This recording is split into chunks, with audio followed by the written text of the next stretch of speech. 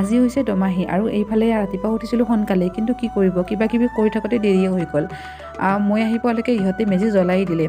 মোক অলপমান টাইম ৰখি আছিল বাৰু, কিন্তু কি কৰিব, ছোৱালী মানুহ যে হৈয়ে নাহে। আৰু ইফালে দমাহী বুলিলেতো বহুত কিবা কিবি কাম থাকে, তো সেইটোৰ কাৰণে হৈয়ে অহা নাছিলে।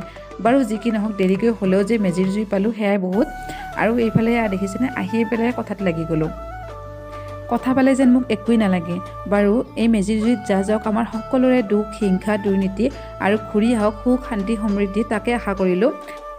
তাৰপিছতে এইফালে খাব লৈছোঁ প্ৰসাদ, আৰু এই আধা কেঁচা বুট আৰু নাৰিকলৰ লগত হাই মোৰ মানে বহুত বেছি ফেভাৰেট হয়। তাৰপিছতে এইফালে প্ৰসাদ চসাদ খাই পেলাই পথাৰৰ পিনে আহিলোঁ।